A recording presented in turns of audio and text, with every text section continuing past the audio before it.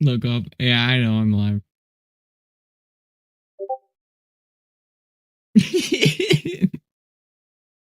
Dude, I'm so sick today, bro. Like, eyes aren't even like fully shaped, dude. My eyes are like Chinese.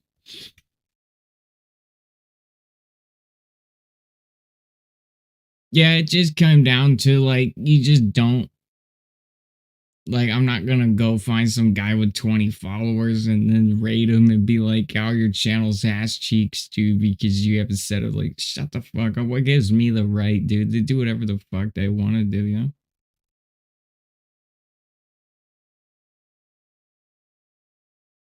know? Thinks he's fucking Tim the Tap Man, bro.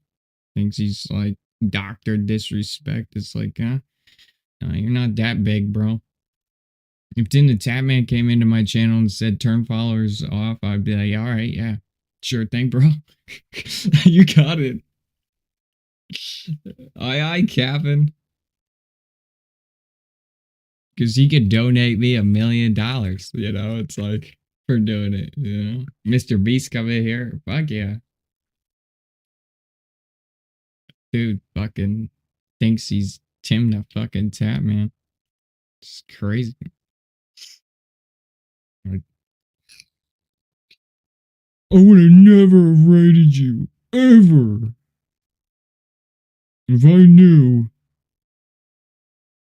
Like, dude, I'm featured in 3 games. Like, I can have followers only mode on. I can do whatever the hell I want. Anybody can do whatever the hell they want. It wasn't like, hey man, how you doing?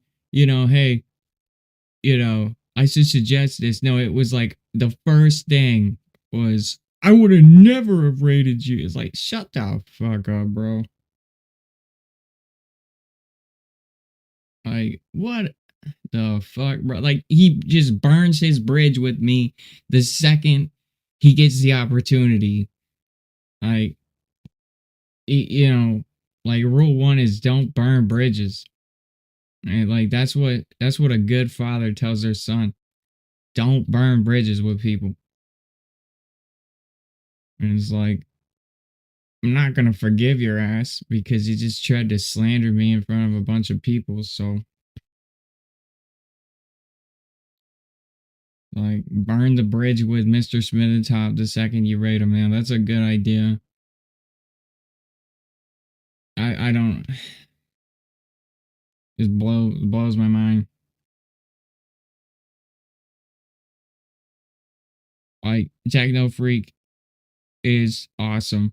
And I don't look at him. I don't look at his numbers and look down on him. I don't look down on people because of their channel numbers. Who does that, bro?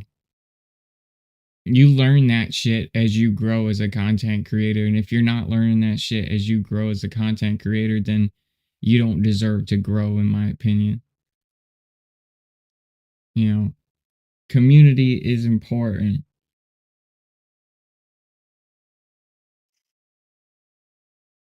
Yeah, Techno, I'm the same way. I'm the same way.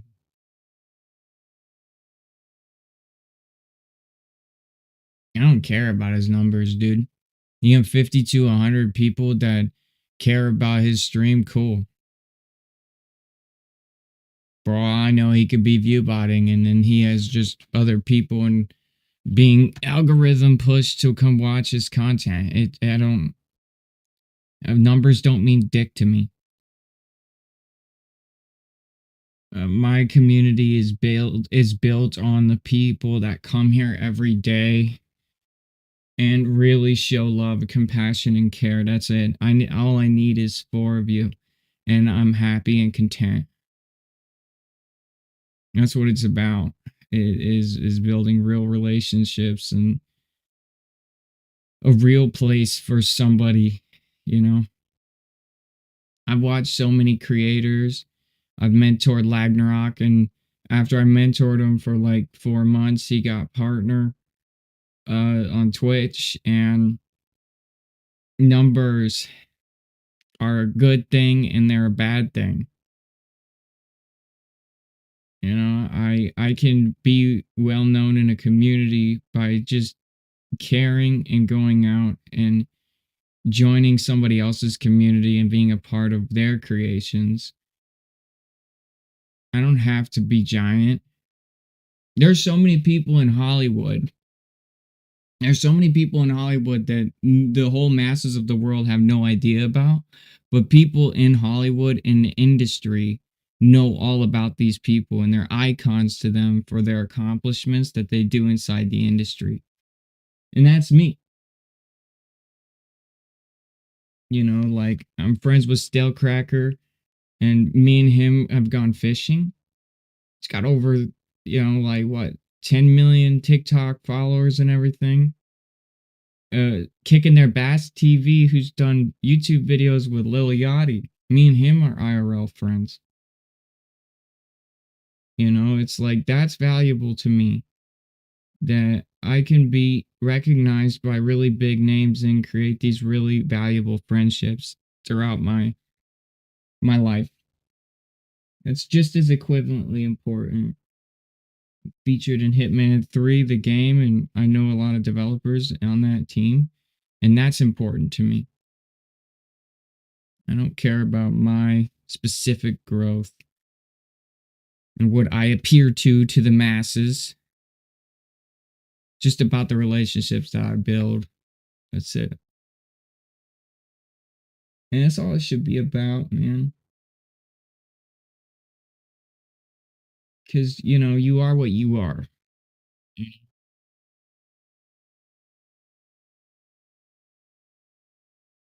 It just really ticked me off, man. It's just such a bad play from him, dude. Hopefully he tries to make things right. But if he doesn't, it's whatever.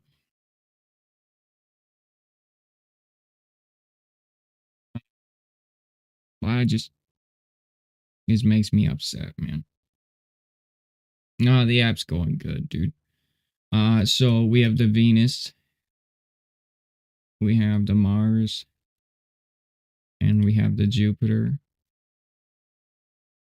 I just don't know if I want to add more planets right now. What do you think, Techno?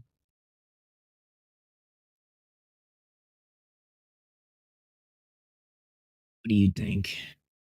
What do you think, brother? Should we add more? Should we add more planets or wait until the update?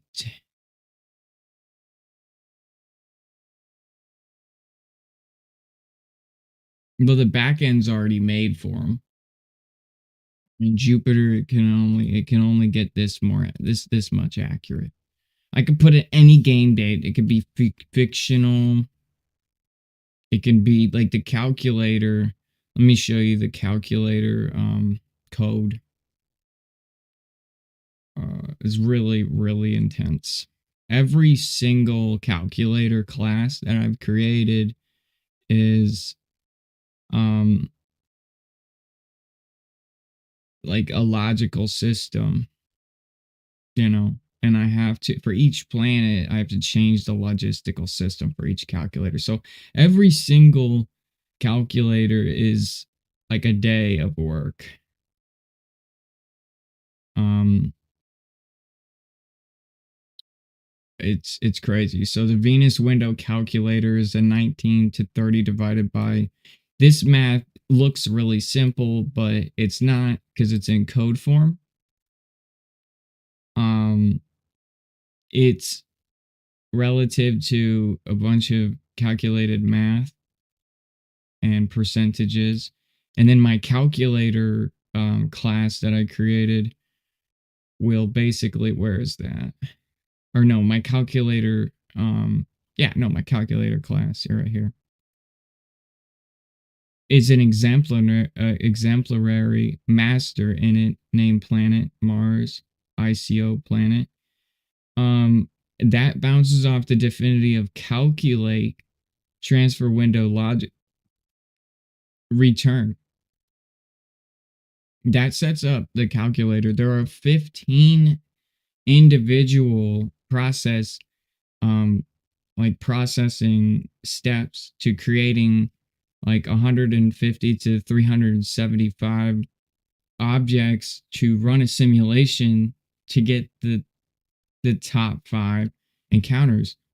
So when adding one calculator, I have to add 3 sets of logic to the code.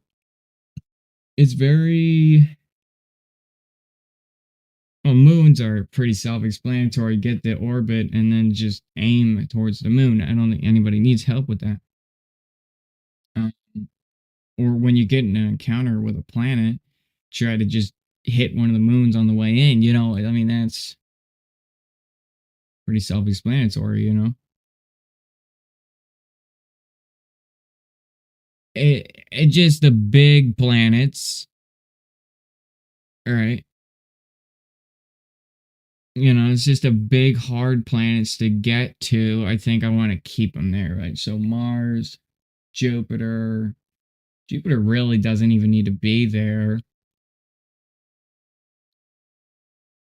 Mercury is one that I'm really having a hard time with because I have to run AI simulations to figure out a mathematical orbital equation. Remember all that math that we were doing? Um, so it's like, well, Venus is really hard because you can't, or not Venus, sorry, Mercury is really hard because it's like it's not a set time.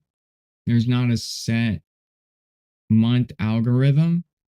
And then I have to create a new calculator class for it, so I have to calculate it differently. But Mercury needs to be in there for sure. So let's just try to get some AI. So I've trained this AI here to just do calculations. Where is he?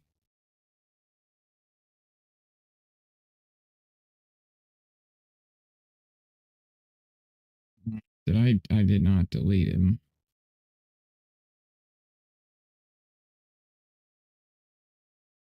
Right. I deleted him, didn't I? Okay, good. There he is. Is there 19 in there? Right, okay. So here, all right, so what is the Mercury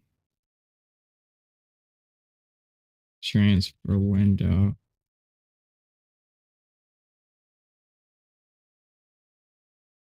And this is where it gets really annoying, right?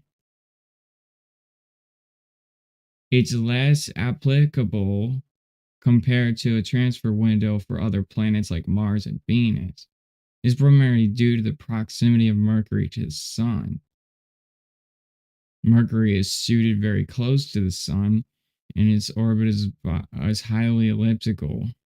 These factors may be challenging to launch a spacecraft directly to Mercury without its spinning significant. It's just annoying. I have to create that calculator, you know.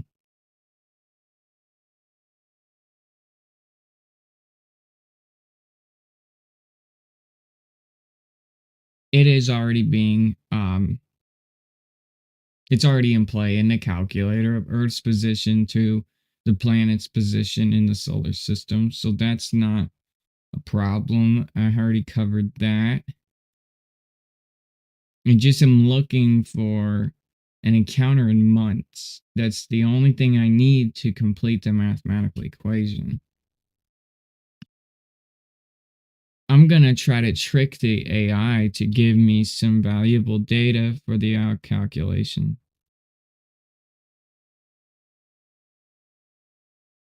giving me dates that we've launched to Mercury.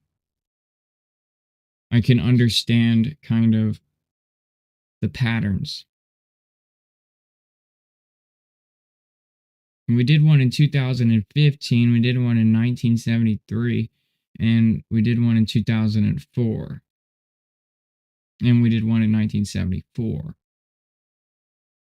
We did one in April, August, and November. We did 1974 to 1975. So let's just trick them here. Why did we launch in these months?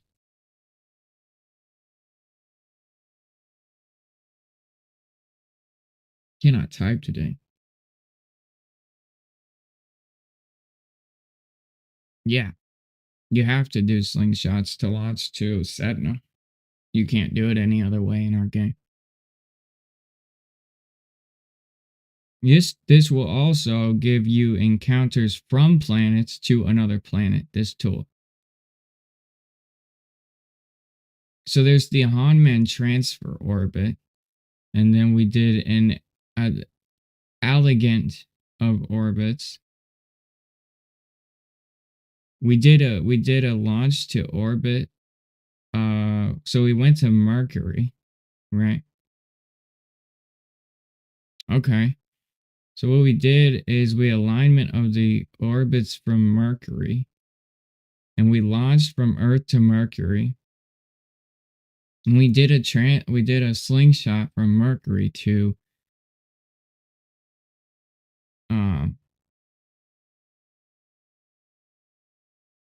or no. No. So we alignment of the orbits. These launch months have chosen to take advantage of the relative position of Earth. Okay, so we did an alignment of orbits. This is mission data. And so if I can get that mission data in the months, I can choose the top 5 specific months of that. What are these months?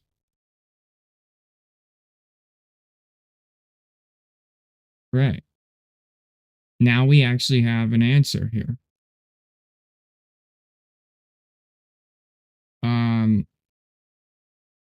Let's see here. Give me months.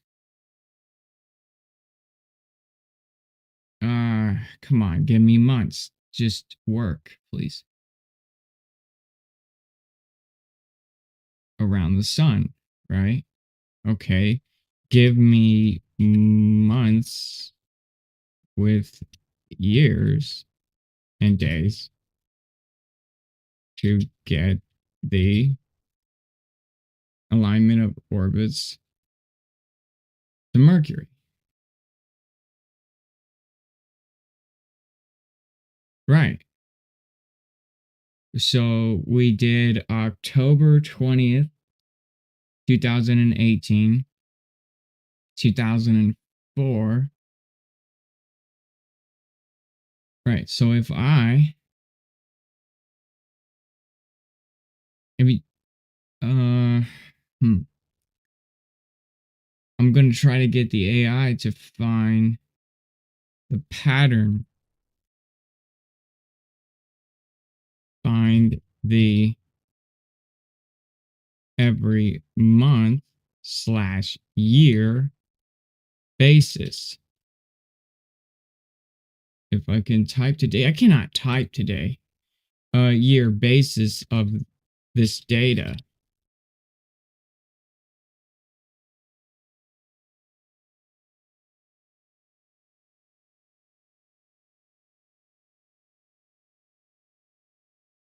Okay. Now, how about every days is that for each of those dates if I'm adding that to a month? to a date.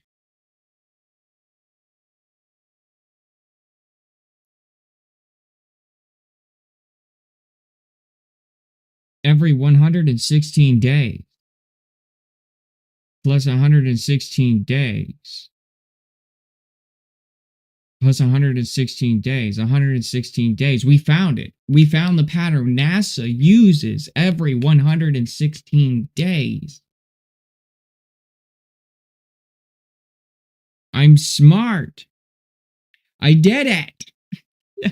Ah, ah, I have it. My calculator now can do it. For every single one of these missions, NASA used and JAXA used every 116 days. Wow.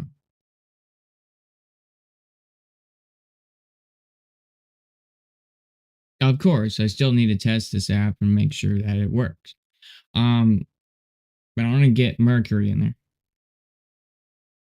Okay.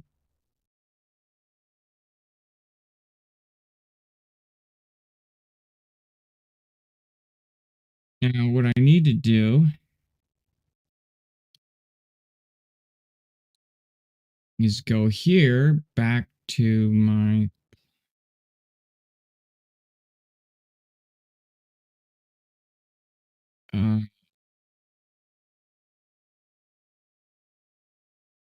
maybe this one. Okay, yeah.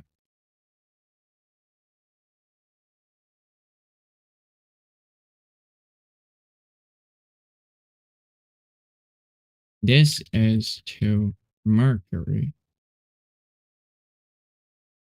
This is to Mercury. Right? So this is to Mercury. Um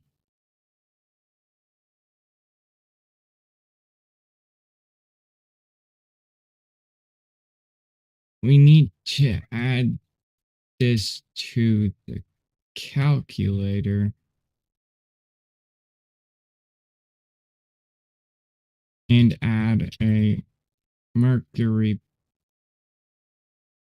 button.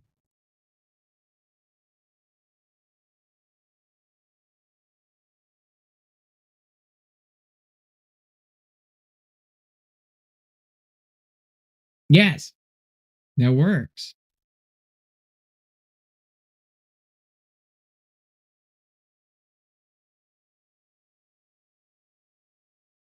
The button and calculator will use RS tour folders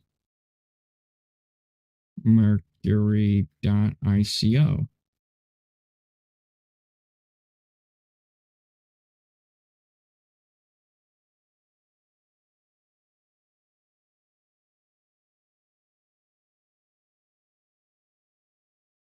Write the whole code.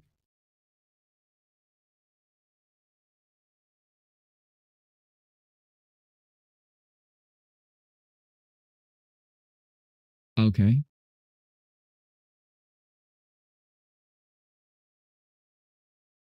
I already have all the planet icons.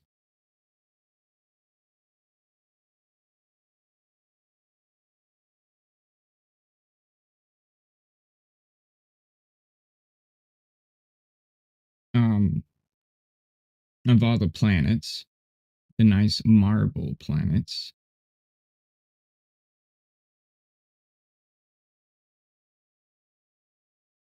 And we're adding these. So I classed it yesterday. It took me a while to structure this app so I could add planets to them easier. And I cleaned up some memory.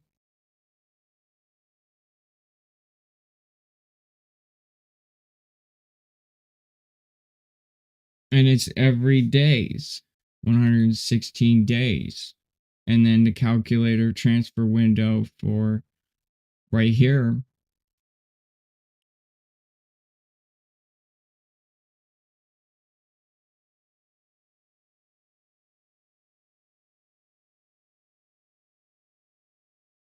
Venus,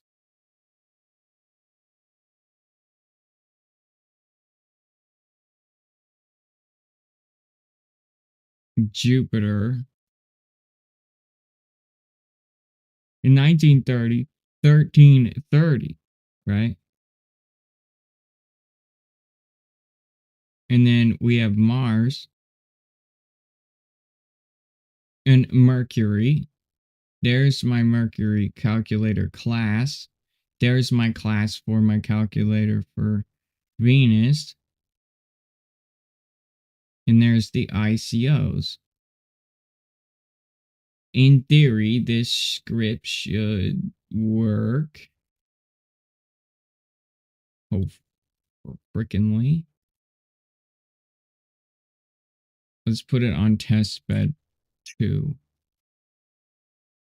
We have a critic error.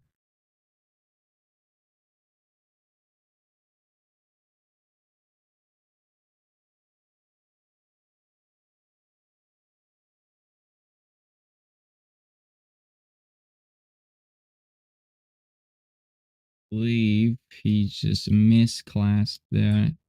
This sucks if he makes this error.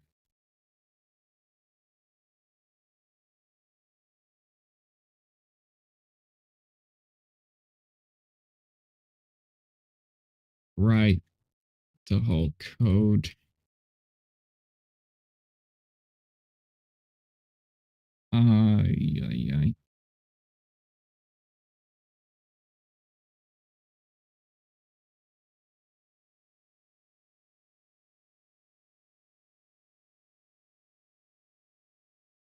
I'm excited and I'm scared because the way I class this, I don't know if it's going to easily accept new parameters. And that's what I spent all day yesterday trying to get to work, was creating a class and affinity system that can be able to be added new parameters in the code. Fairly small script. Still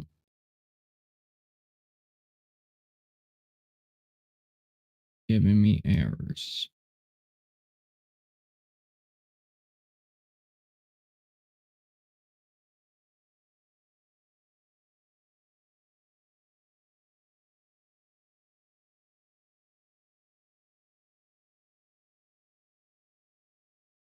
There's a reason you have him write the whole code. It just puts it in his memory so he doesn't forget it. And he writes it out. He notices.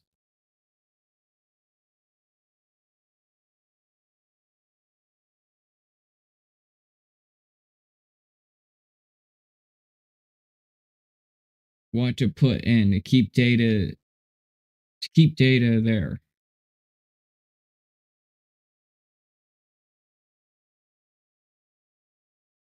You already fucked up.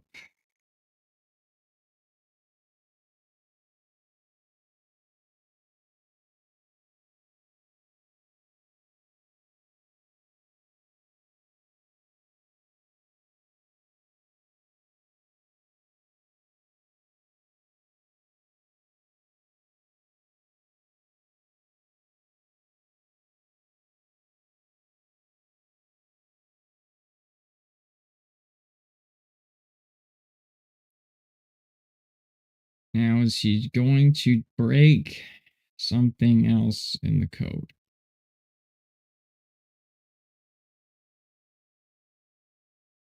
Not him intentionally doing it. It's when you add stuff, things break. My class system needs to be perfect so you can add data to it. You're making this shit from scratch. There's no set laws to do it. When one Lego piece is added, the other Lego pieces are dented. And if you set up your Lego structure to add pieces in these slots correctly, they shouldn't dent. And that's what I had to figure out yesterday. Why does that look smaller? No error. There it is. Mercury's icon is there. Would you look at that? Okay. All right. We're going to try 06/13/1996. It worked.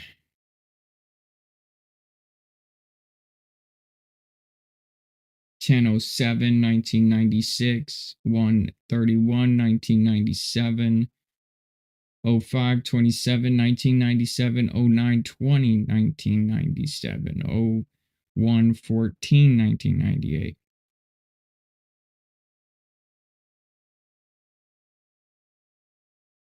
Our Mercury icon is working. What do you think of that, Techno?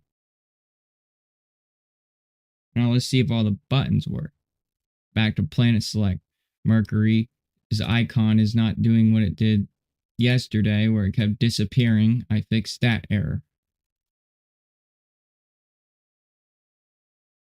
Mercury has been successfully added to the calculator. Would you freaking look at that?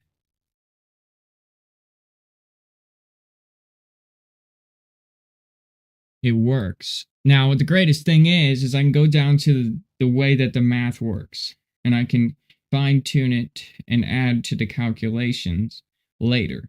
I need to get the structure of the application to set my classes and to set my definities first to work together. And then if this Mercury calculator is not accurate, right, I can then just specifically go to that string and change its calculation and everything will work, right? That's about the structure of the code and how when adding things to it, it gets kind of dangerous. If we add all of our planets in now, I'll be forced to add in the calculations for them before release, right? And then I don't know if I can get all of the calculations that quickly. But dude, the icon pack that I found for the icon pack that I found for these planets is so fucking sweet, dude. I mean, just look at these. They're beautiful, aren't they? They're like pool balls, you know?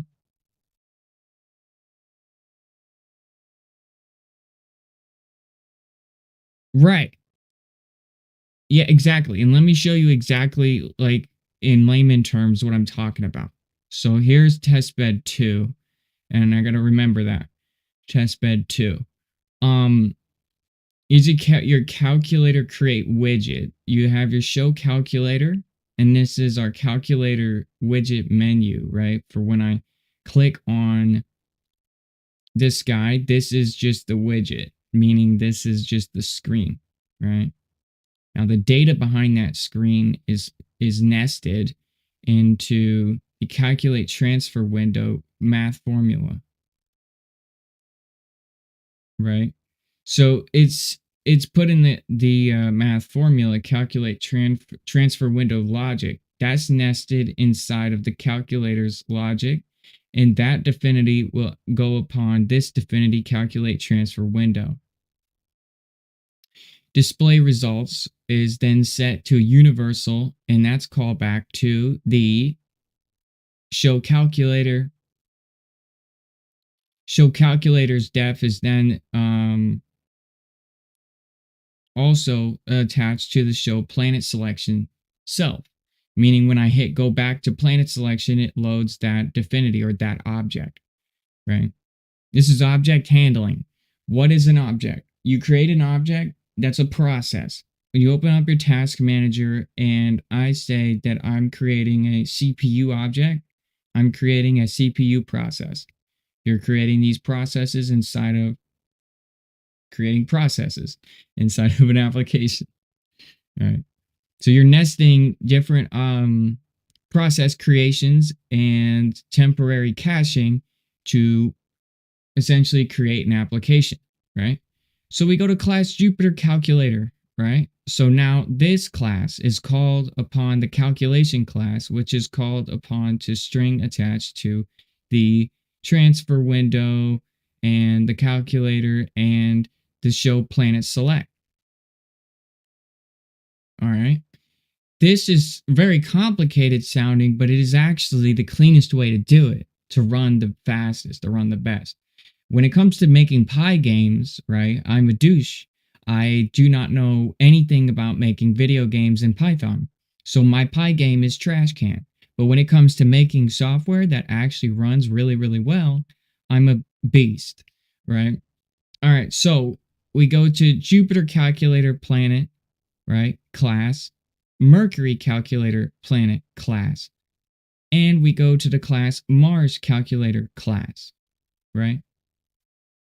In all of these classes here, I can change the way that they calculate the planet, right? So I won't need to change anything other than these calculator classes specifically. And all that is this logic right here,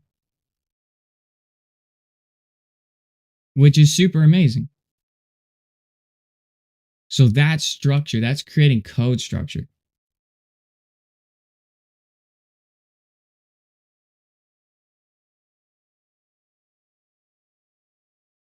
I've done coding in my past, and an engineer at my work wants me to learn this stuff so I could take over his job and I could teach you. It's very easy. It's very easy, man.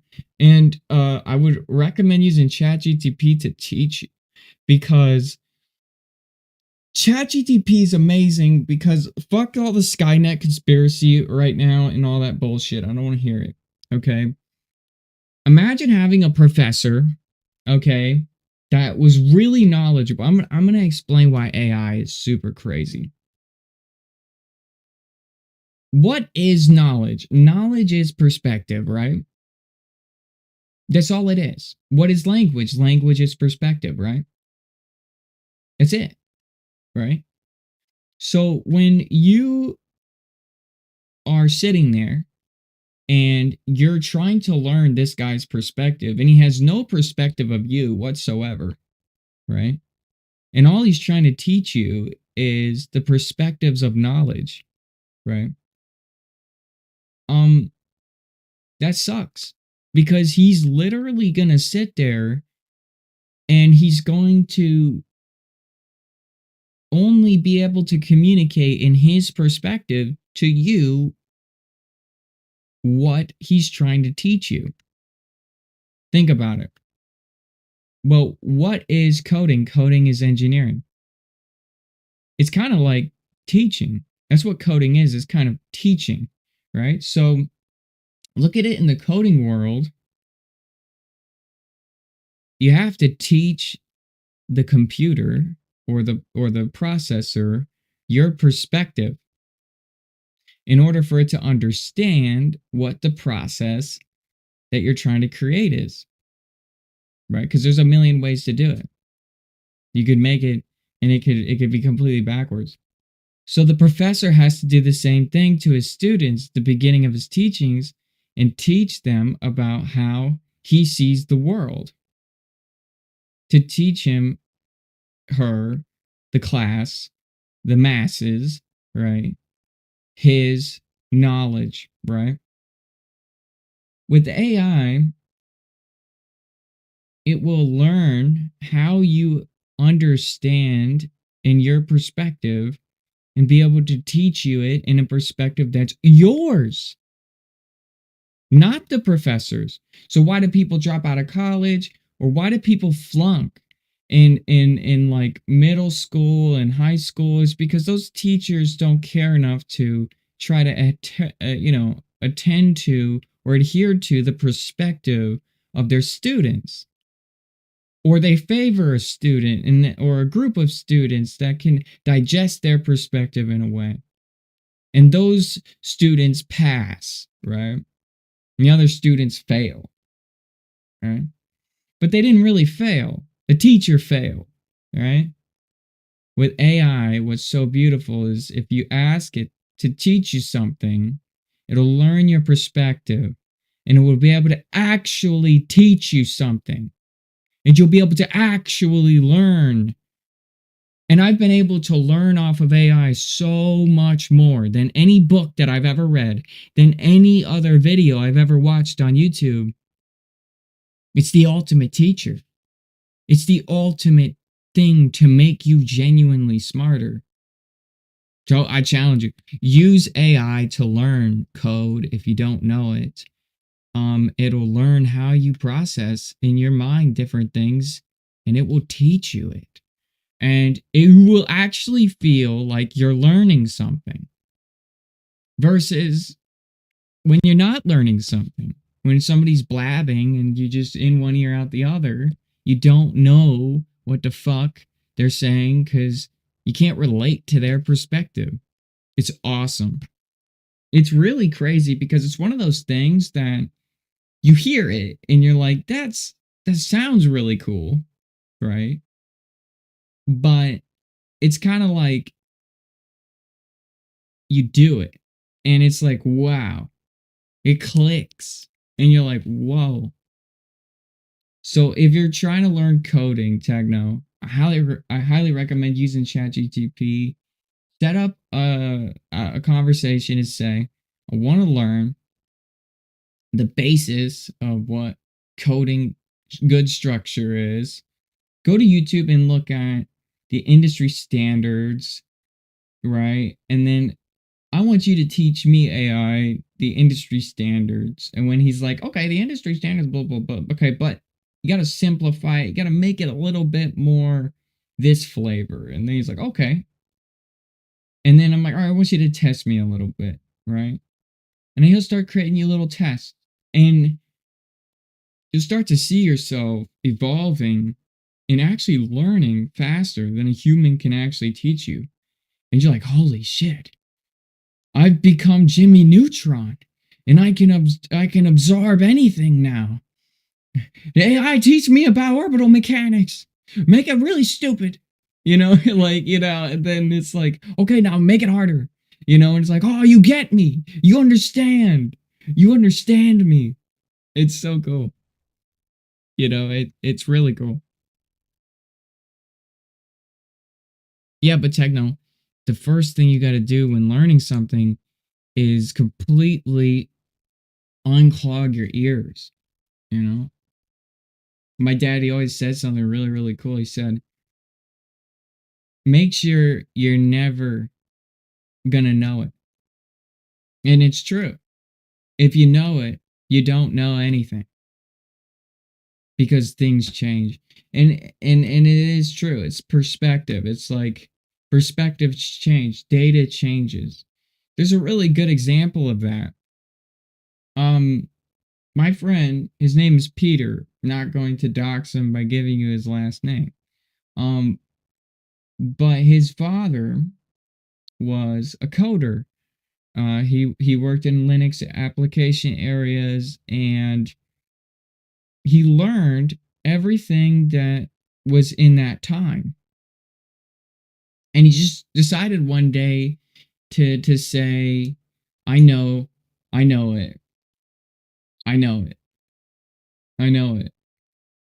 And this is a sad story, so disclaimer, guys, this is really, really sad. But what happened is he kept thinking like that, and the industry started to move past him, and he continued to just think that way. And all of a sudden, his job found him and rendered him useless because he refused to learn new things. He kept staying in the past, and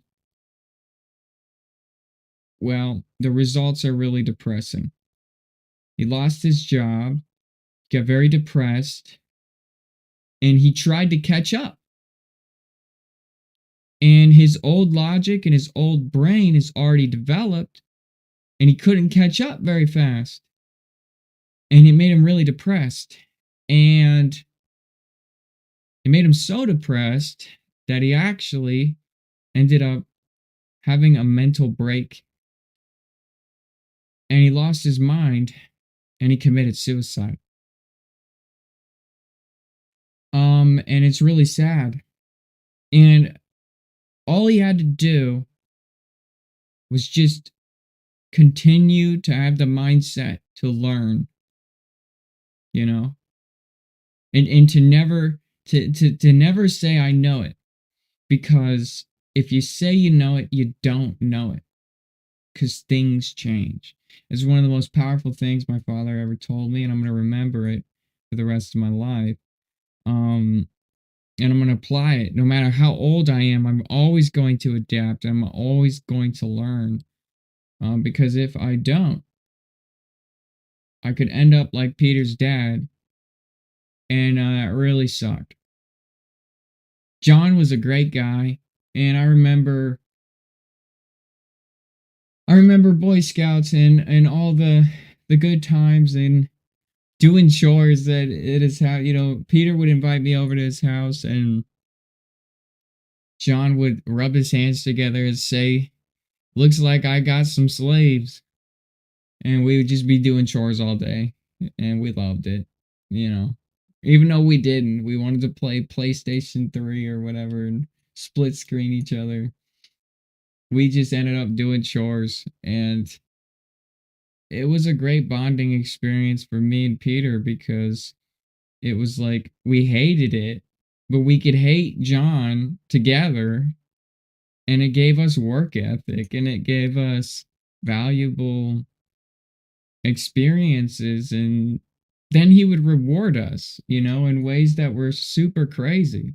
I'm not talking about, you know, he'd just go out and get us some McDonald's.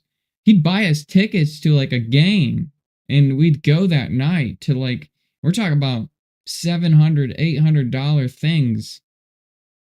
I mean, one of John's rewards, actually, we went downtown as a New Year's Eve thing.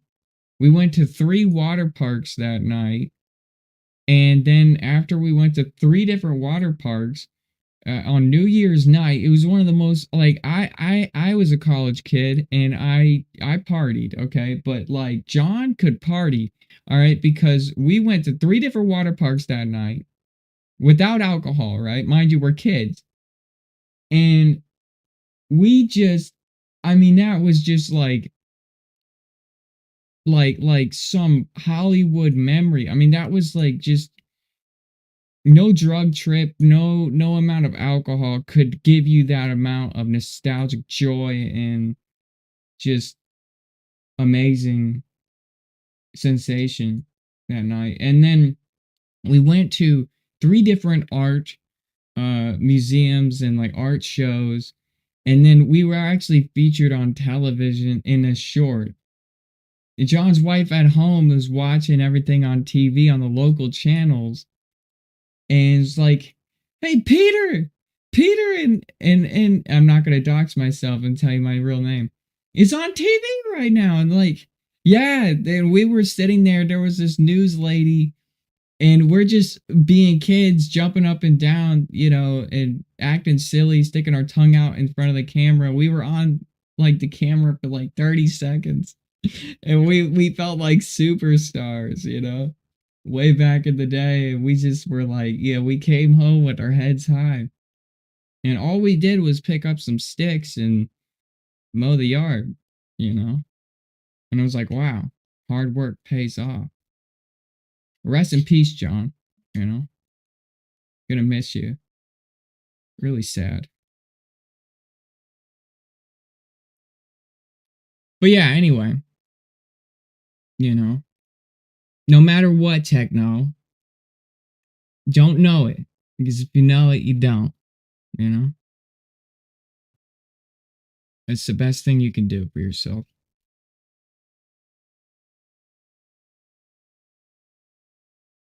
All right. me catch up on chat here.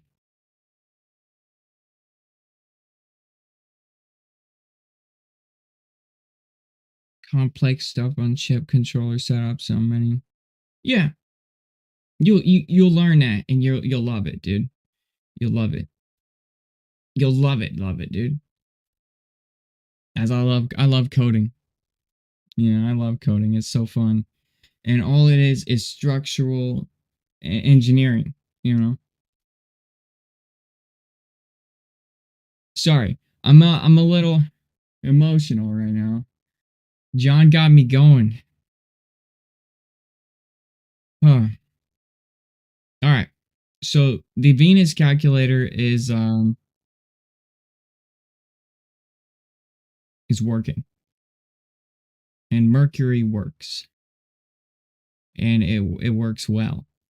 And I did this, and this makes logically math sense, right? Um, it's based off real NASA mission mathematical data, and it works. And it looks like complete crap because it's super basic, but I don't care. I honestly kind of like this simplistic layout. I love my little icon up here for the app. I love the name of it.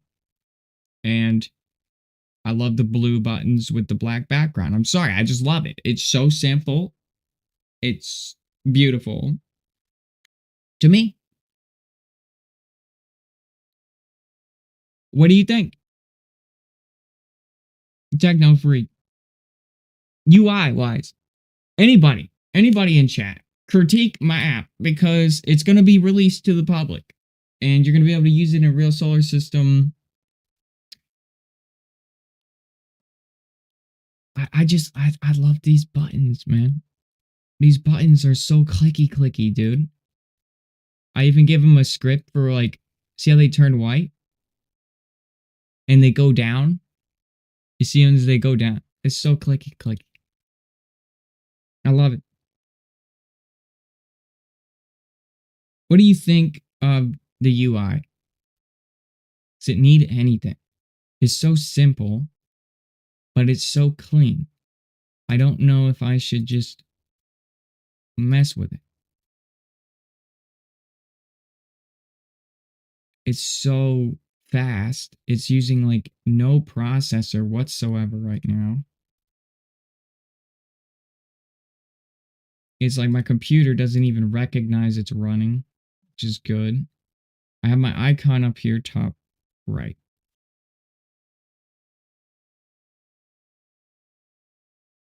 Well, I can't do that because um there's going to be a giant list of planets here. And you have to remember that I'm on a giant monitor. That's ultra wide too. So these are very readable. Because these are going to go down. All right, so there's just going to be, I mean, we're going to have Ceres, we're going to have Eris, and all of the bodies of, you know, all of the planets.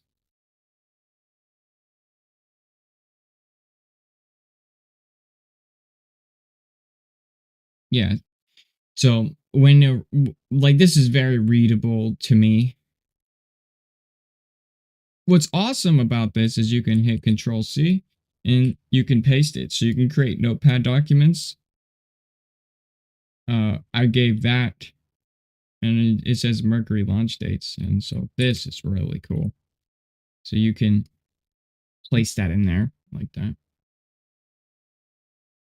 And it will re-update itself every time you put a new date in.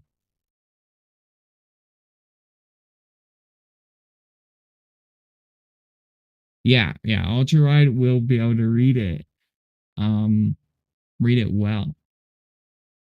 It's very perfect, like scale wise.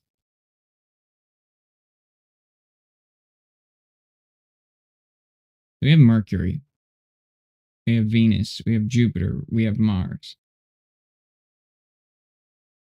Ordering these buttons. Can't do that. I can't do that because they run on a string. I'd have to rewrite the entire code in a string.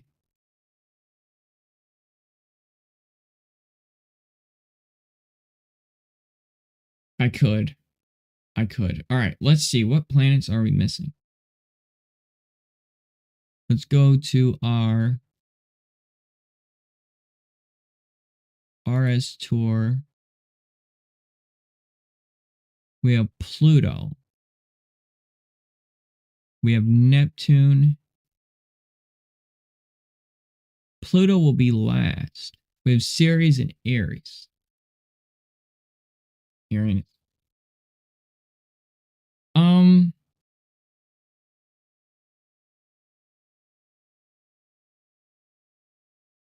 Okay. What I'll do, right, is just order these left closest to the sun, right furthest from the sun, and it won't matter what order I do them in. Right? Right. Right. Okay. So let's do the ringed planets last because their icons are a little strange, and I'm going to have to probably create some code logic for ring planet icons. That's going to be annoying. You got to take your time when building programs, you know? There's times to be fast and slow. All right, I think we'll do Pluto. Well, what do you want to do? Do you want to do Pluto, Aries, and Ceres?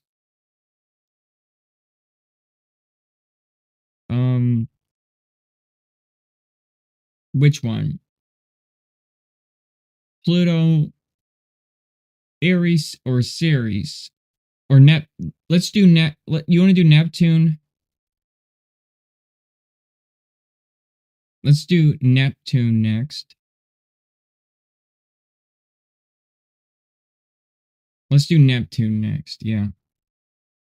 Let's go back to our AI simulator where he's understanding my math logic. And right here. Okay. So I need to reword this to he understands the structure of mathematics I want in this conversation.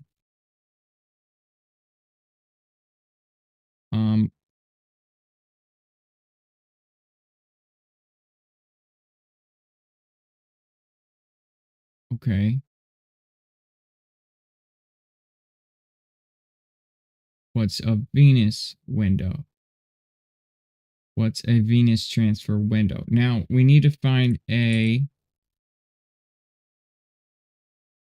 Neptune. What is a Venus transit window? And we need to find a Neptune transfer window.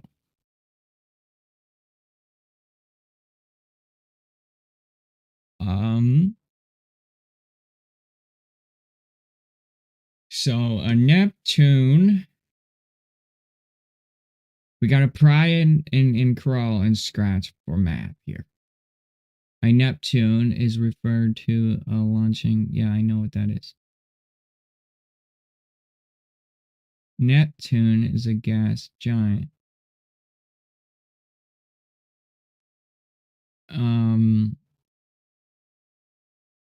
Right. So what are some dates and months we launched to Neptune? We have to find the mathematical pattern. Voyager 2. Okay. And that was August 20th, 1977. Okay. Is that a good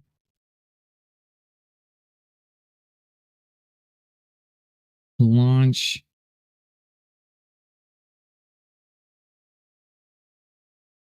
Is that a good transfer window?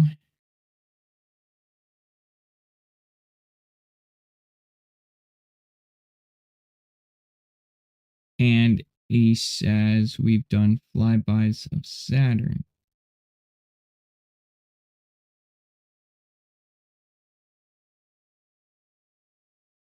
Okay, so Voyager 2 had a launch window that was based off of going to other planets, not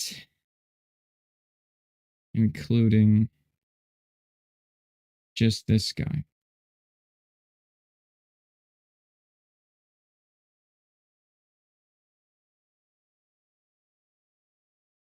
Okay, plus 160 days. This is a conjunction date. We have a conjunction date and of calculation for Neptune.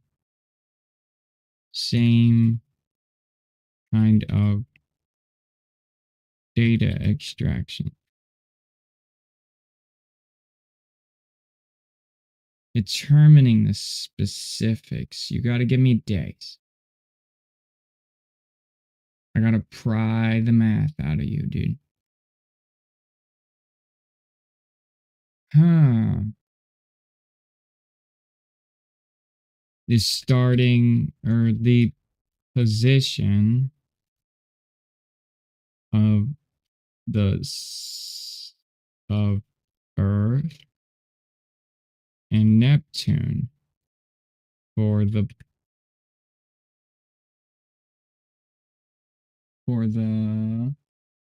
most fuel efficient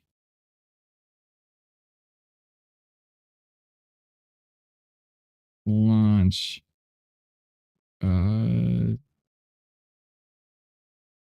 terms.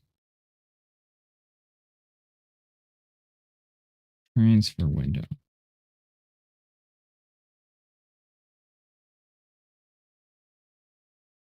Calculated in days.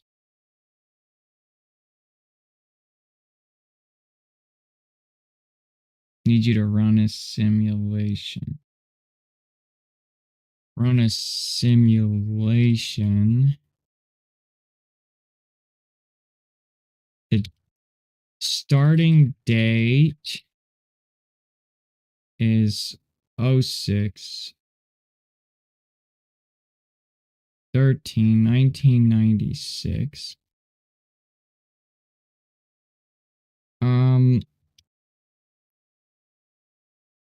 From this point, how many days on what day and or month is a good transfer window to launch from Earth to Neptune efficiently?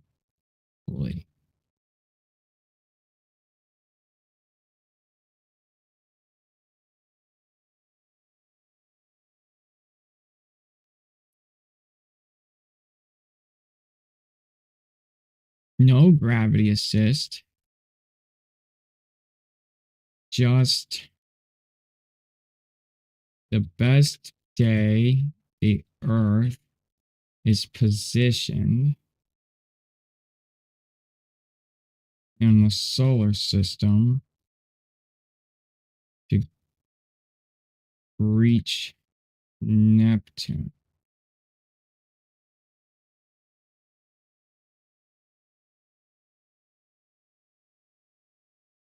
Try.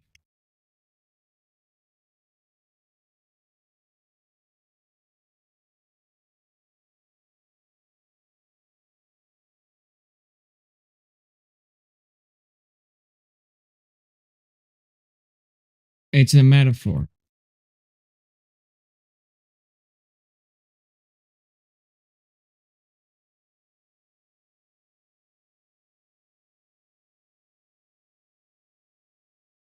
I need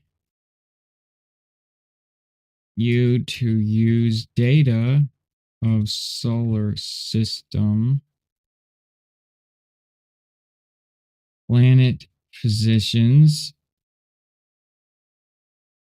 and use math to calculate the days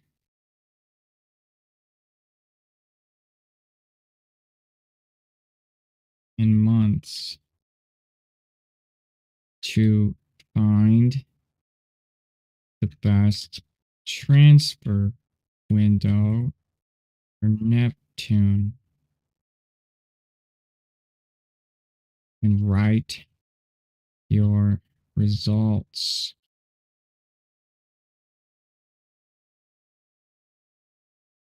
Refusing to do it.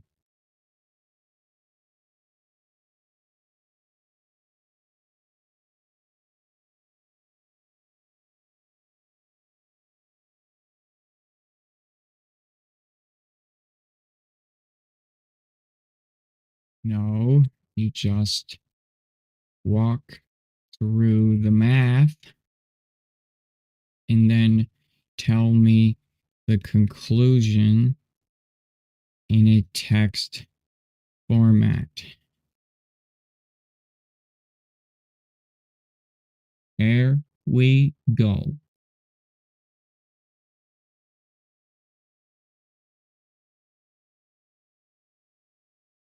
I need you to calculate to the best of your abilities.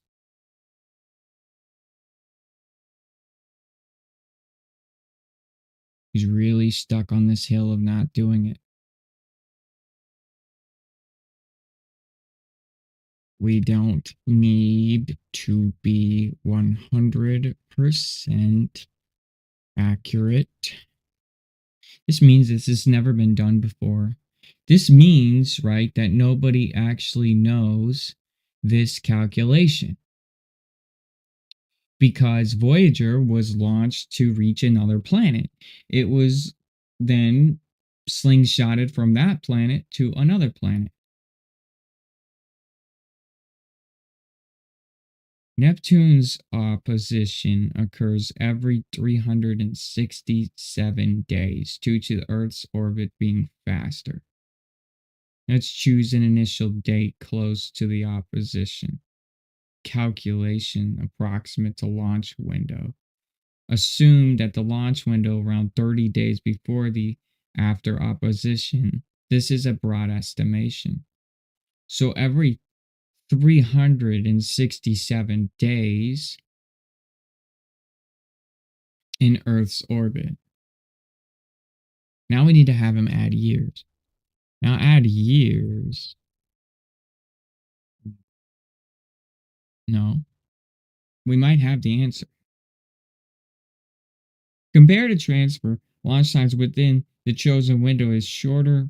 Transfer time implies a more fuel-efficient trajectory. So 367 days being the transfer assumes that we have 30 days before and after the opposition. So we're giving ourselves 30 days upon that.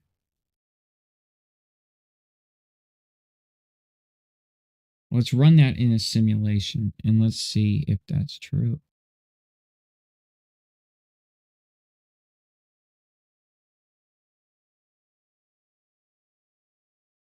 367 days.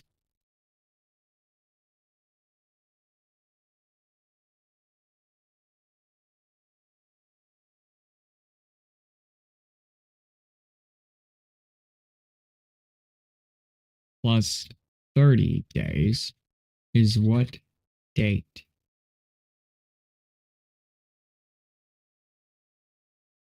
Analyzing.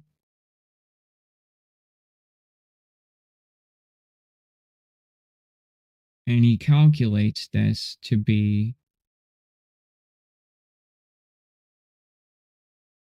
there seems to encounter an issue with attempting to provide the results without using code exclusions.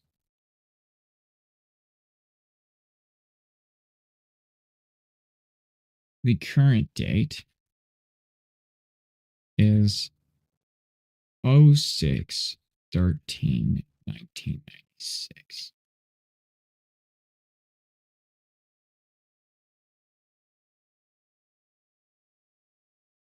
It's July 17th, 1997.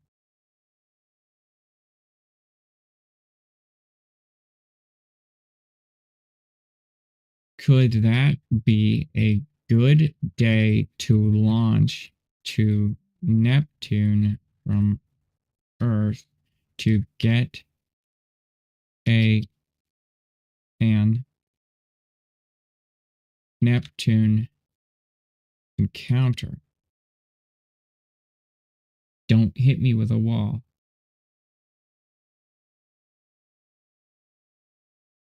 Data add-ons. No gravity assist.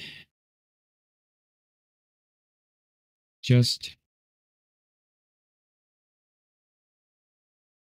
use orbital math.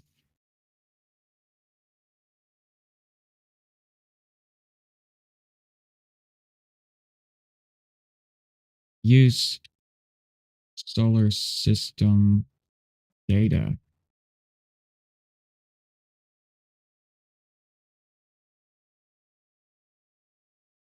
I got it. He did it. Oh my god, he did it. I might have broken history right now, guys. Because there's no data that this data doesn't exist. Because Voyager was launched to go to another planet, and then gravity assist off that planet, and gravity assist off that planet, and gravity assist off that planet, and gravity assist off that planet, and then go and visit 3 planets and be like, oh yeah, data, data, data. This calculation might not have ever been done before because we haven't decided to go back to Neptune. I might have been the first one to try to do this. Okay. Without utilizing gravity assist, we need to consider the position of the Earth and Neptune in their respective orbits. While I can provide a general approach, please note that the simplified calculation may not account for all factors. Duh! No gamma rays, no cooking of the planet, and all of this other stuff. We just need that window, that launch window. You calculate all of that into tune, right, when creating the rocket. The orbit period of Neptune is approximately 164.8 years. And Earth's orbit period is about 365.25 days. To find a launch date, we'd ideally want Earth and Neptune to be in a favorable alignment. Duh.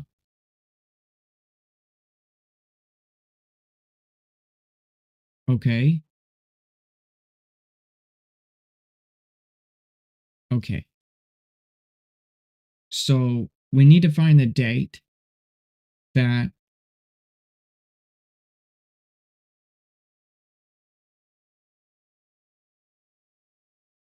wow. I need to run this. Where's Mercury or Neptune? Okay. Earth, Neptune, Earth, alignment, Neptune, time,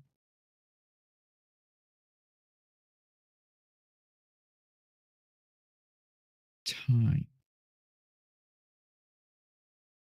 time, RT velocity, squared,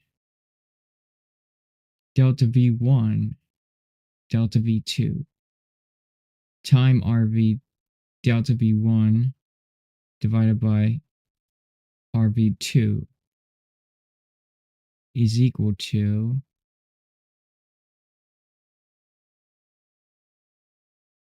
Earth and Neptune, Earth being here,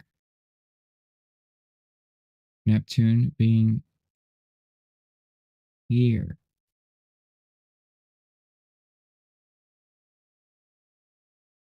No, here. RV squared define all what is the name of it?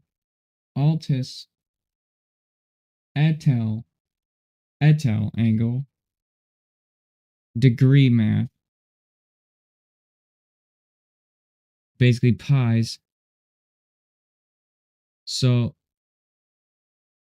roughly 365 days is about a year and a couple days. The planet is going to go around the sun once a couple days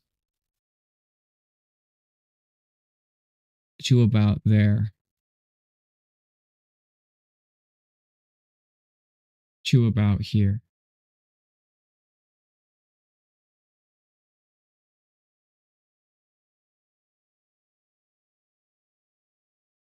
And no, to about here. Here. Once Earth reaches that point, I will know if this calculation is correct. And right now. Yeah.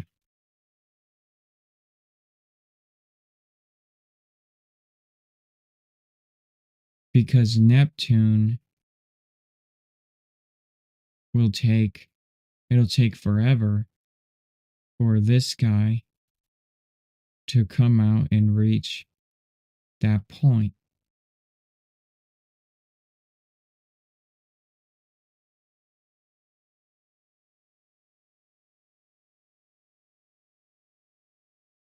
And Neptune will move really slowly to my point of intersection. That math is accurate. It's not super accurate. It's not, I mean, it could be better, but it's accurate. It's off by a little bit. It's off by, I want to say 25 days.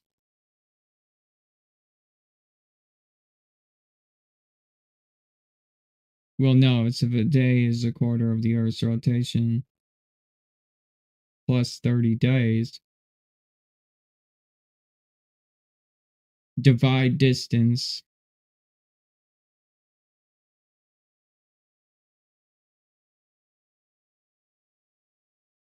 Let's try another AI.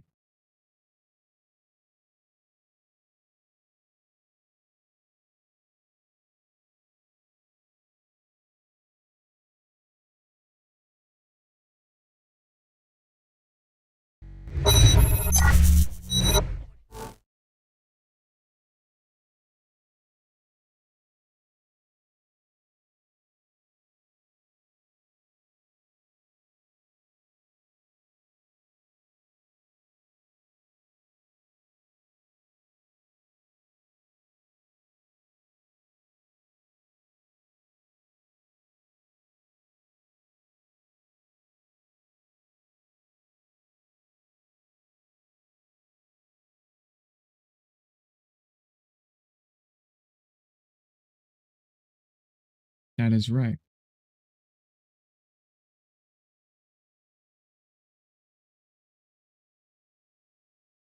Okay. Okay. I'm going to give him data.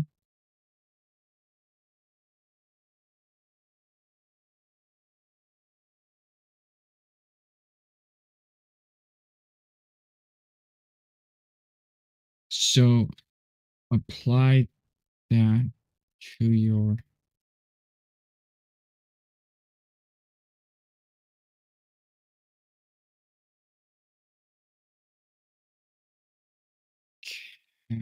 calculation.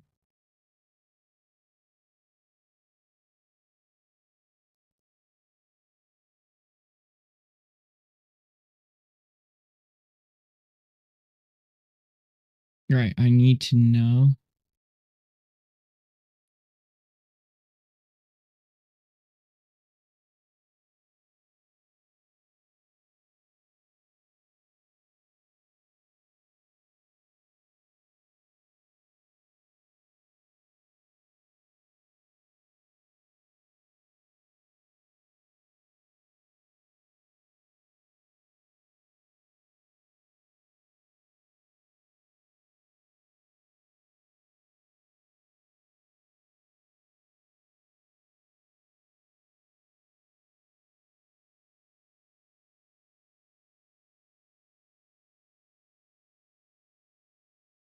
assuming that the optimal launch time is 3/13 and 12 years ago, we can calculate the next one.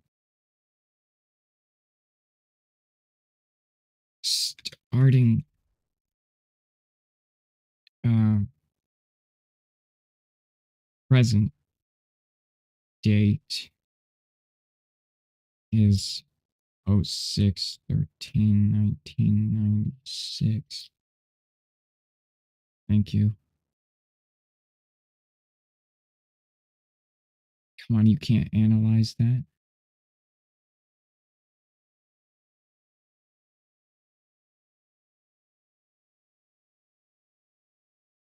Right, right, right. I need to know how many days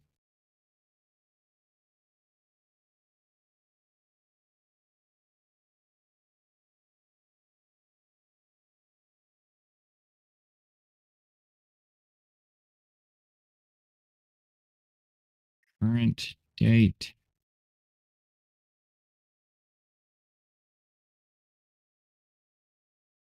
is for the equation.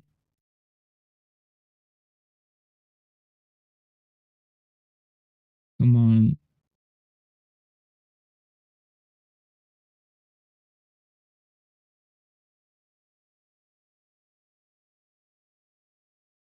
Let me just walk you through the math since you're just having a problem.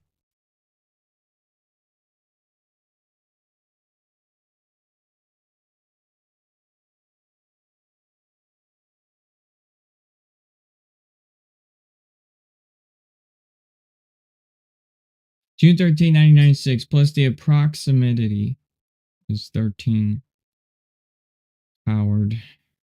Okay. Equal to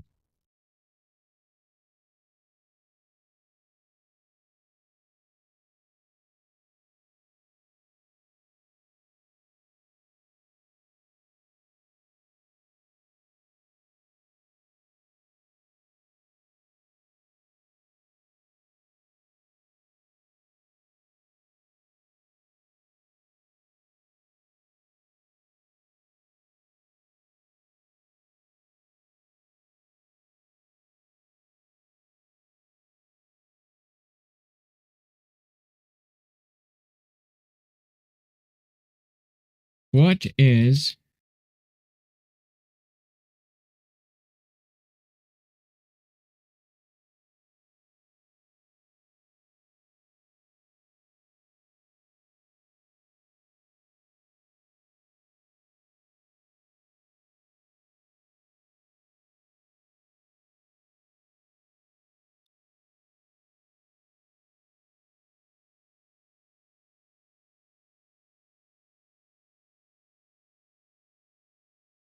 That's what I need to know.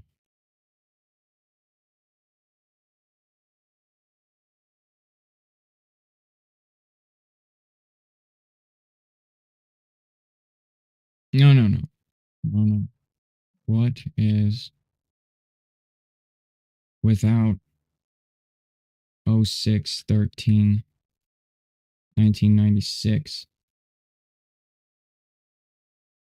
I understand now.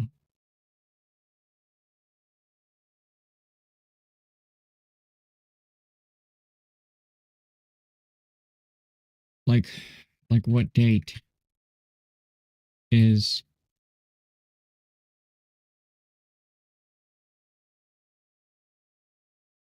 approximately every 13 and a half years?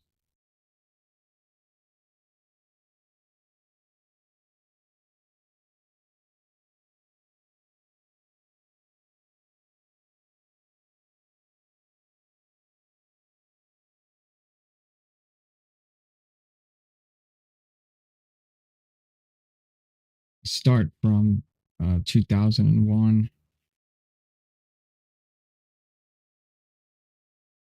13 and a half years.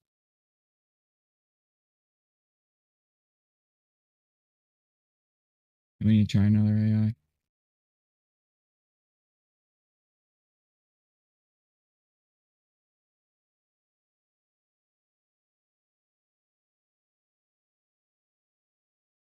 Say it's 2001.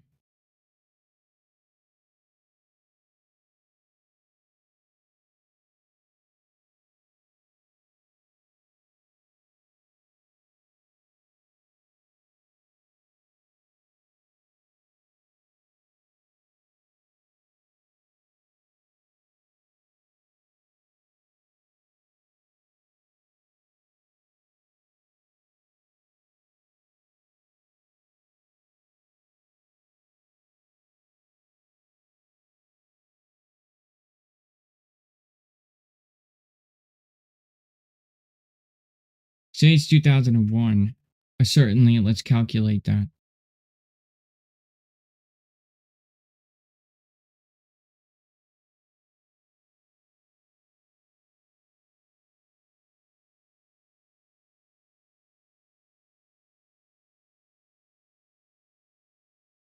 So adding 13 to January 1, 2001 results in 1/15/2014.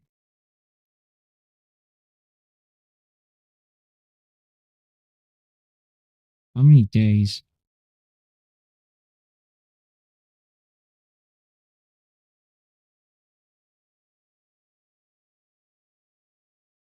Math, math, math, math. How many days? So how many days?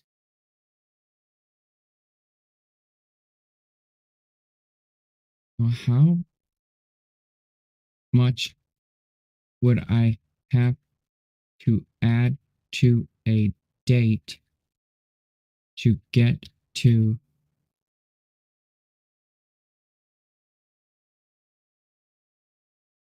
in in days to get to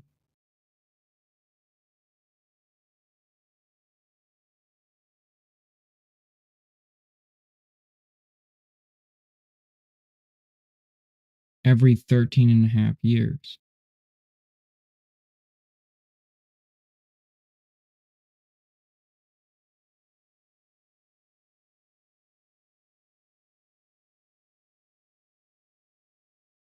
Every 13 and a half years.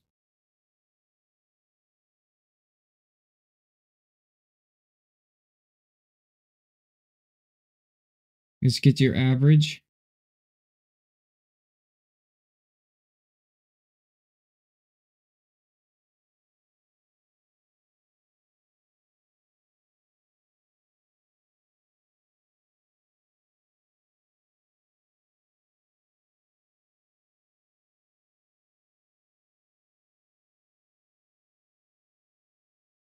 365.25 days. Your calculation was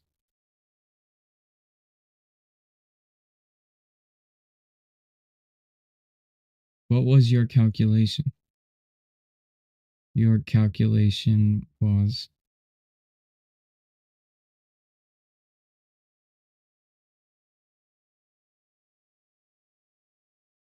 the same.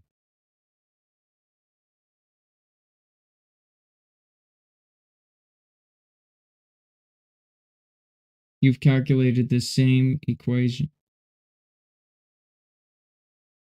365.25 days.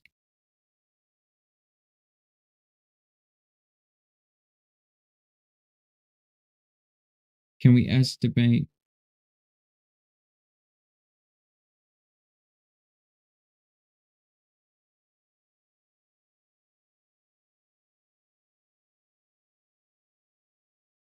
Let's calculate one more time.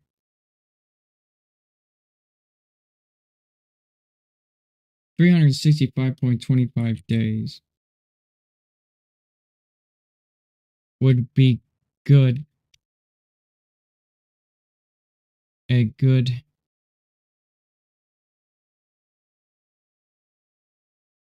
time to launch and reach Neptune. And I have to say every days would be a good time to launch and reach Neptune.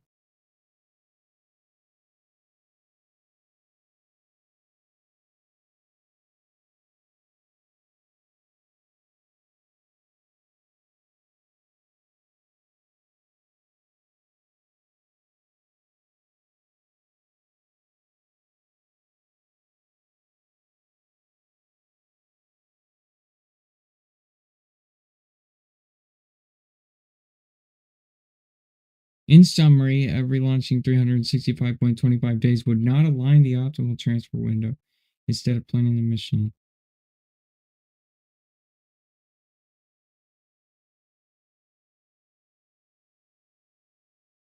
Can time be every that the every in days would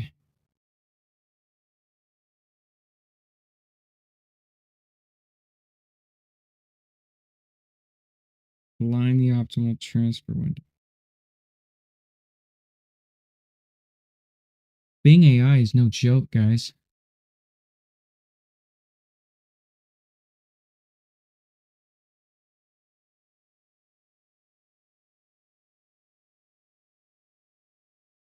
$13 years.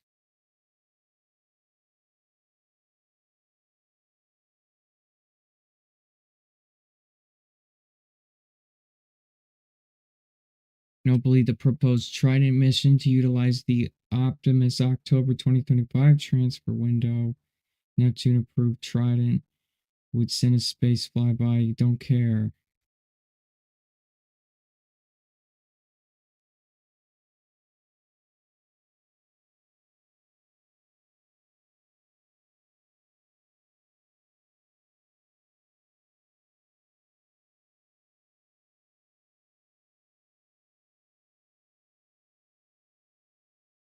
Don't care. That launch window.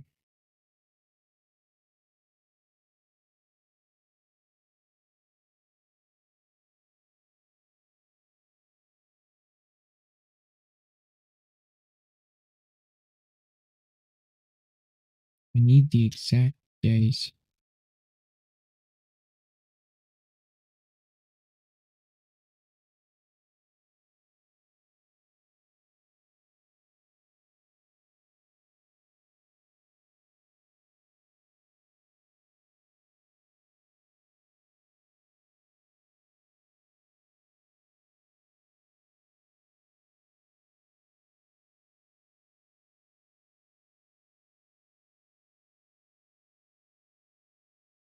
Now to find the fractal part to multiply 0.7 hours in days to get 9 hours.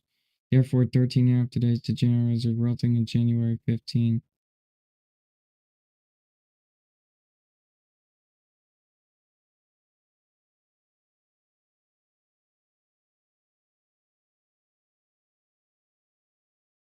Repeat this process to subsequently invert to find the exact days for each launch window.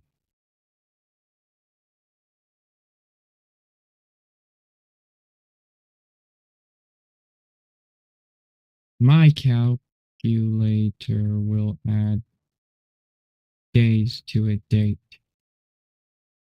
What is that number?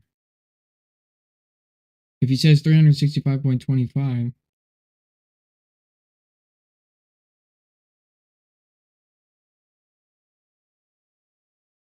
that's not correct.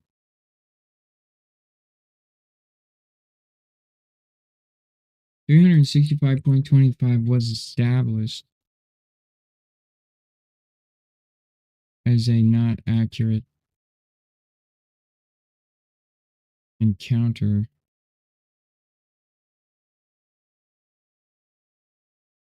transfer window. So we need to fine tune it to be accurate every time.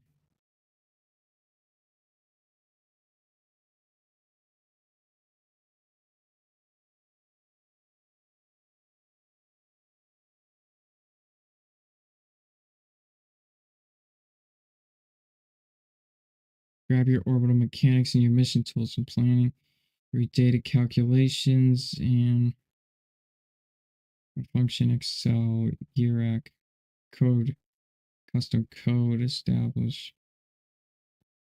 So use that data, find the every day added to the date to get that number.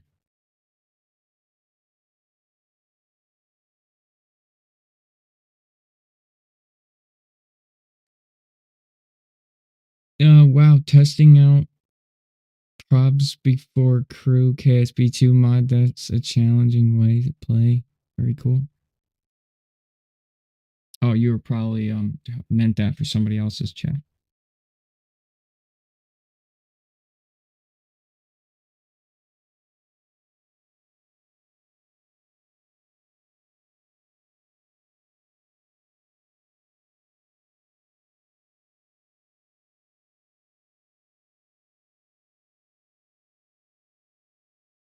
Wait, what are you testing out right now?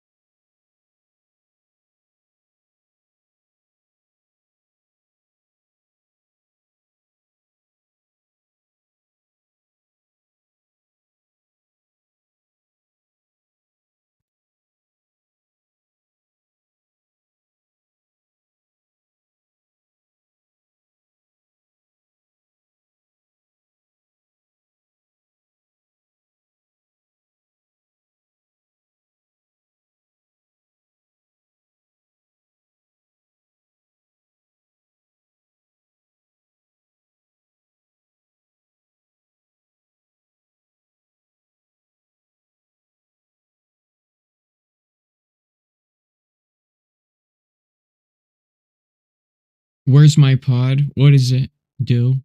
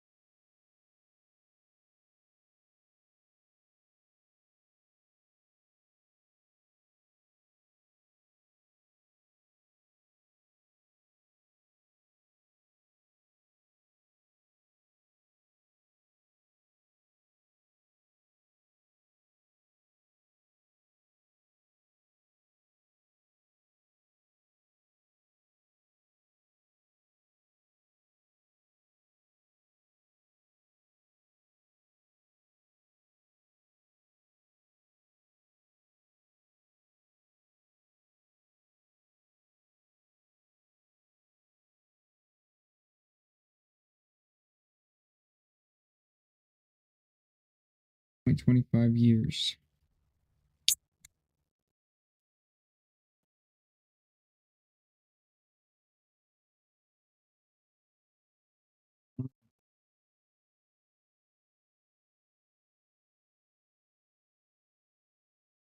Hmm.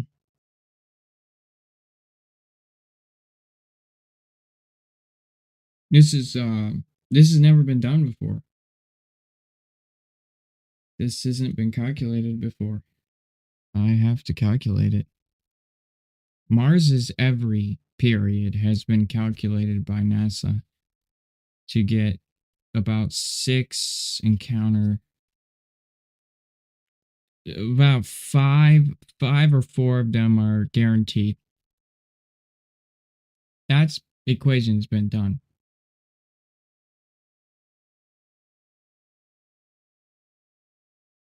And Neptune has not been done because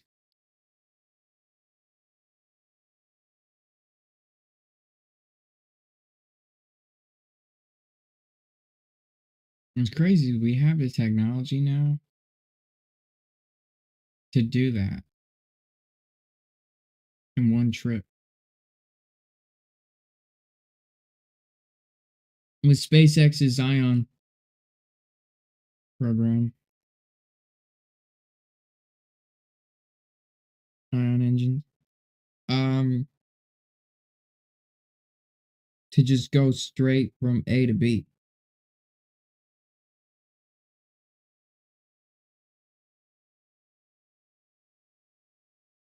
$365.25 years.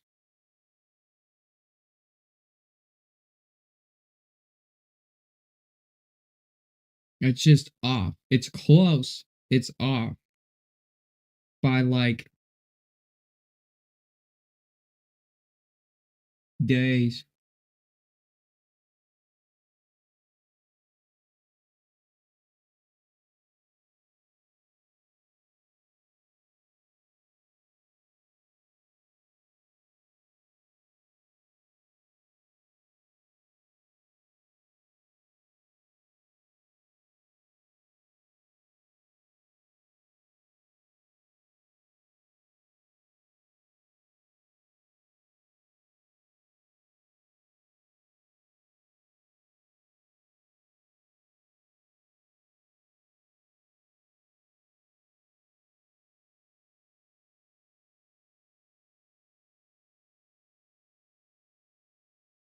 In my head.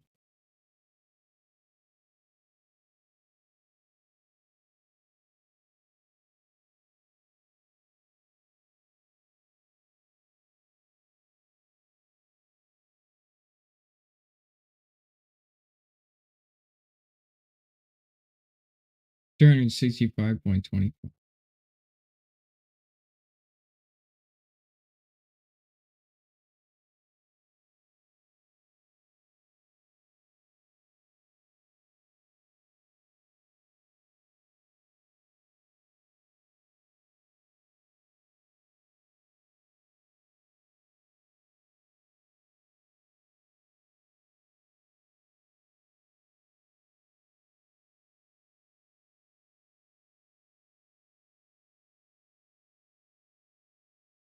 I want to start on my model where I can maybe put in some data.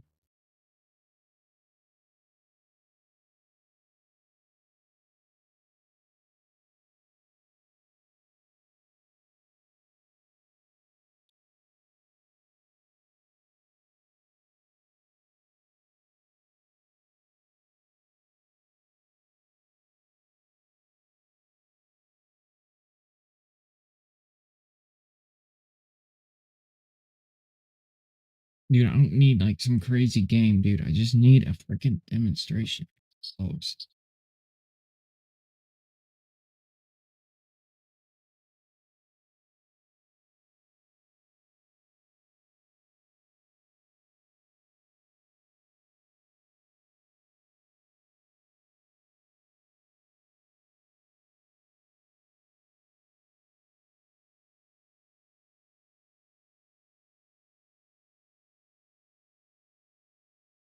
okay. Thank you.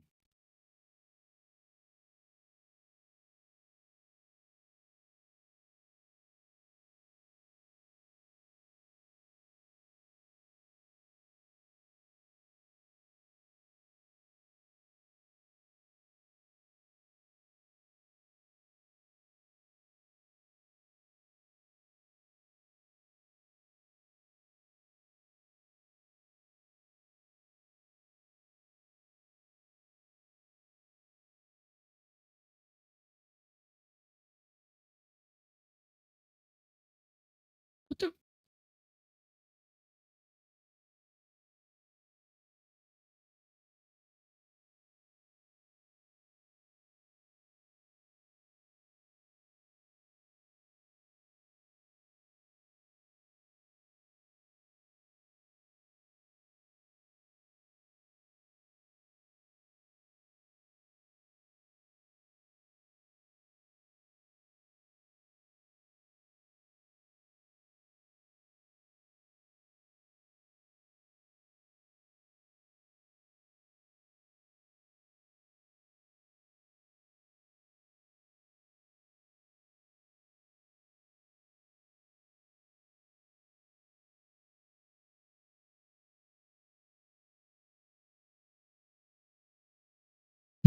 This is cool.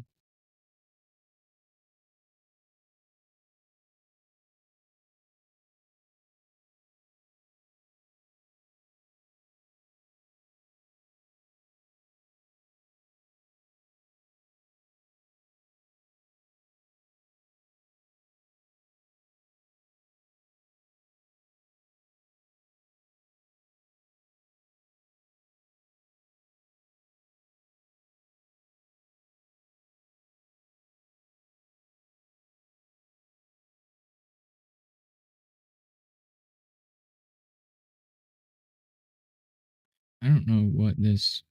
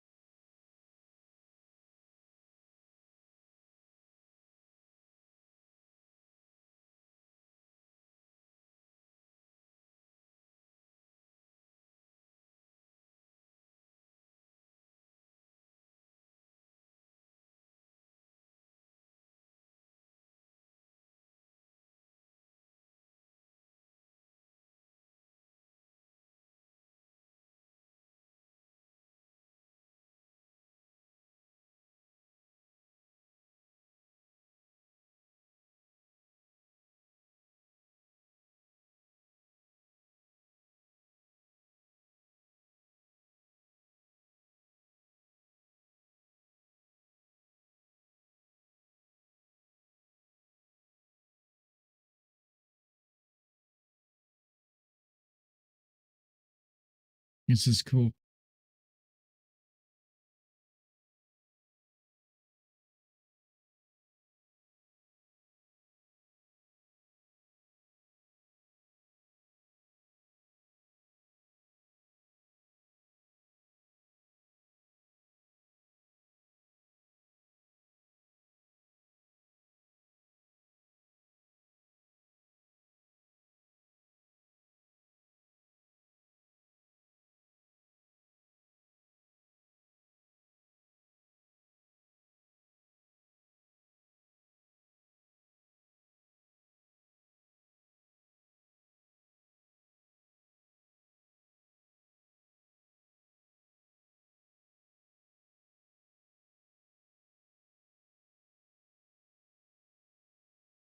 Hmm. Doesn't help me.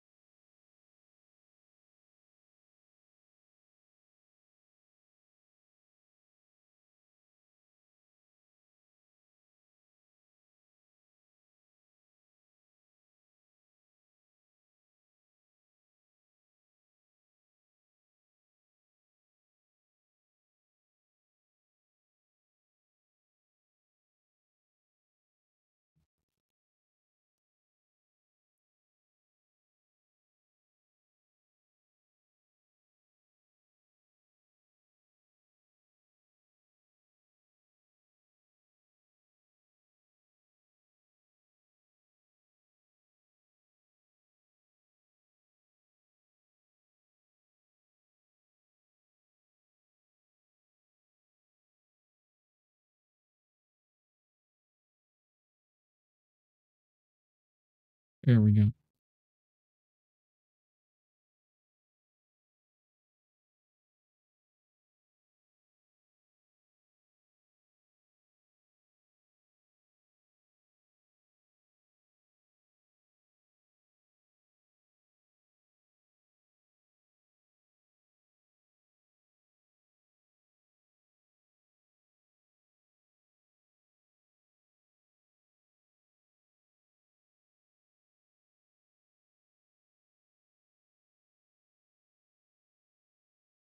I did it. I did it. I know now. I know now.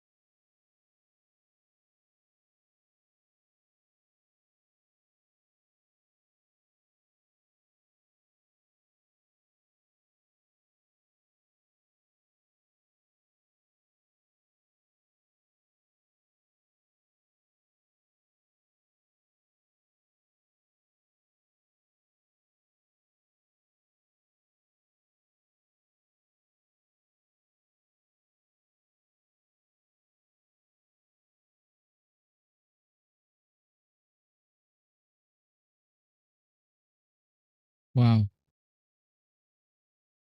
I did it.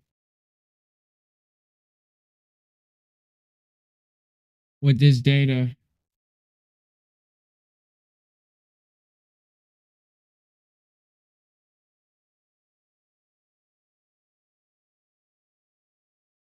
this data here,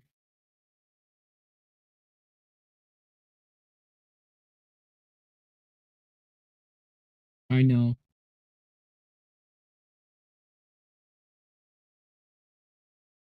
from here to here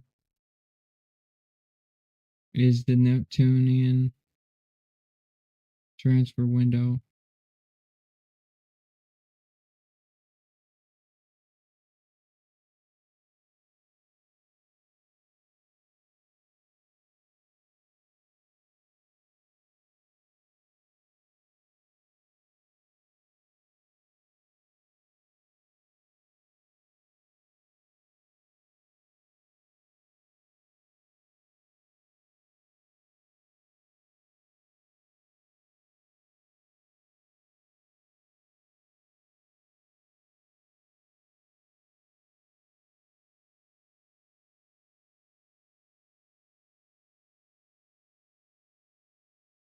As seen from Neptune.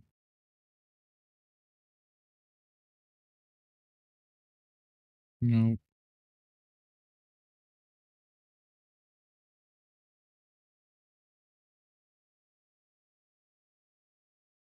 as seen, show me the solar system.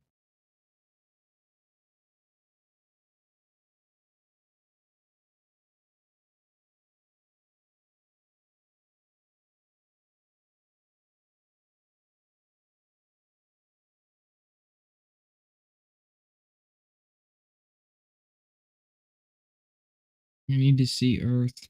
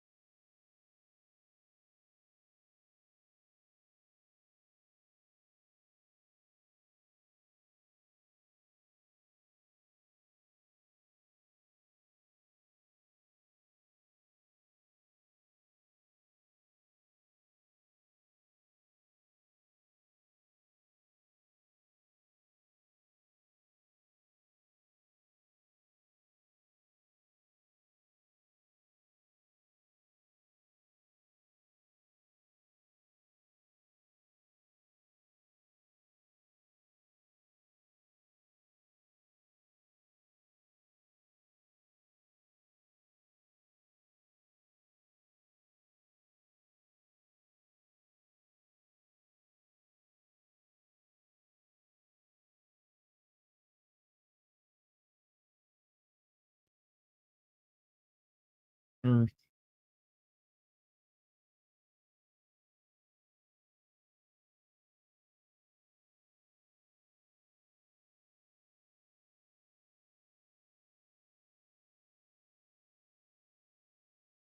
I found the window.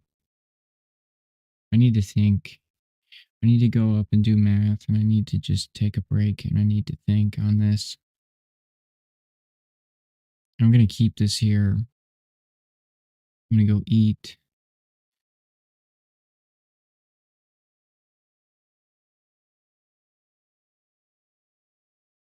I need to think.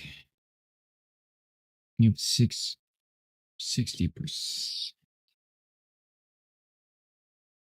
It's between this point and this point.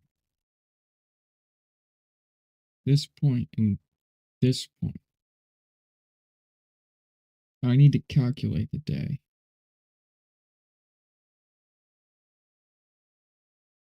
I'll have a Neptune calculator, and I'll be the first one on planet Earth to have the Neptune calculator built. It's a lot. It's a large. It's a large. It's a tall or. It's a tall order. It's from this point and this point is their window. It is somewhere in between this point and this point, based off data that I've just gathered, that it is the Neptune launch day encounter. It's somewhere in here, here, here, here, here, here, here, here, here, here, or here. I'm sure NASA's already done it and they already have the exact days, but I'm not NASA, and I think I can do it. I'm getting close. We've got a basis of 365.25 days apart that'll give us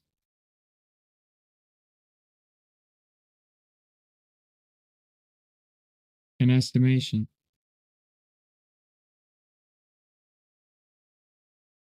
The estimation already has toned us in to our scope to the area of here in here. You cut this in half. From further analysis, we now have cut the scope down from here to here. This to this.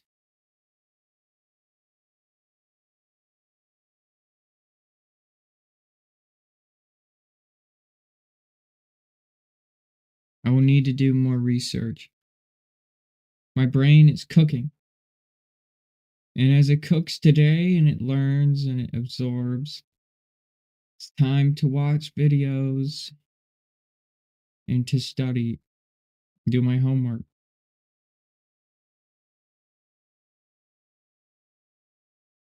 There's no calculator out there that can calculate it. I have to do it myself. Nobody's done this before, publicly at least. That should change when I get the answer. And I'm close. See you soon.